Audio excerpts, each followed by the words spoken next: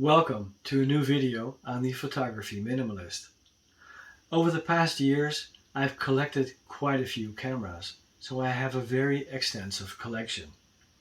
But I don't want to be known as a hoarder, so over the past few weeks I've been selling off some of the cameras in my collection. And my intention is to focus on two brands, Pentax and Canon, with regards to my personal collection and my photography.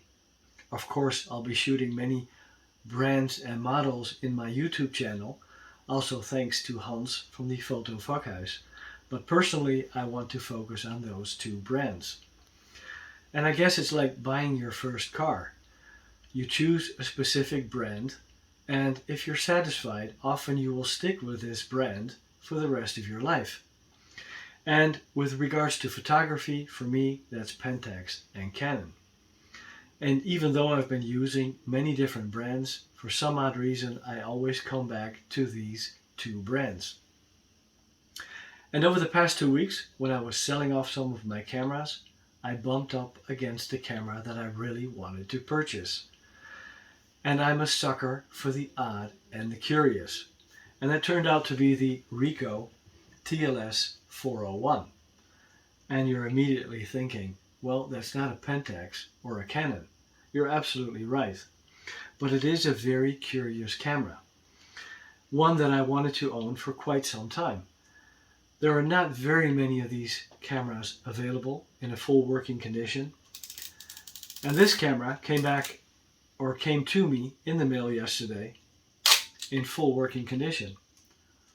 Thank you, seller. It's an excellent camera.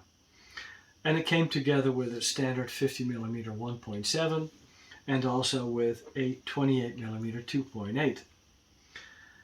And I already had a 35mm 2.8 Ricoh lens in my collection.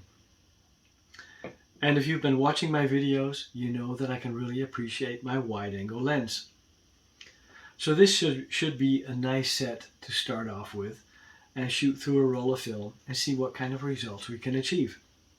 So why specifically the TLS 401? It is an odd camera. For example, it has a combined waist level viewfinder and also an eye level viewfinder. So just by turning this button on the right hand side of the viewfinder, you can change from one to the other.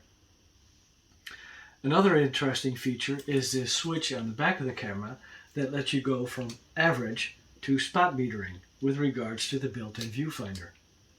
And it has a separate switch on the side of the camera to turn your light meter on and off. That makes this a very interesting camera built back in 1970. Ricoh lenses are not renowned for their quality with regards to contrast and sharpness, but this 50mm 1.7 should be absolutely fine. Not very many Ricoh lenses were made in the past, but this collection of 3 should be just fine for me. Right, what else has happened this week? Well, I bought an adapter for my Pentax K1000 and MX. And it is an adapter from the K mount to the M42 mount, and this is the original Pentax adapter. I had one in the past, I sold it, I don't know why, but I have it back again, luckily. So now I can also start using my vast array of M42 lenses on my two Pentax SLRs. Besides that, I still have a roll of Fuji 200, the second film I need to shoot through, the Neoka S2. And recently I again borrowed the Kiev 60, a huge and heavy medium format camera from Hans at the Photo Vakhuis, and he put in a roll of Kodak Portra 800. And with conditions like we have this time of year, the 800 should be absolutely fine. And he fitted on the wide angle 65mm. That's going to be an interesting video. And I also borrowed from Hans a 50mm 1.4 to put on my Kodak DCS full frame digital DSLR back from the day, already about 20 years old, to get a better impression what this camera is still capable of. So that's also a video I'm working on. And besides that, I'm doing a lot of editing work on the video that I made interviewing Hans and Archie on the Contax cameras. So I have a lot of work to do, and there are going to be a few interesting videos coming your way. That's the update. Thank you for watching. Greatly appreciate it.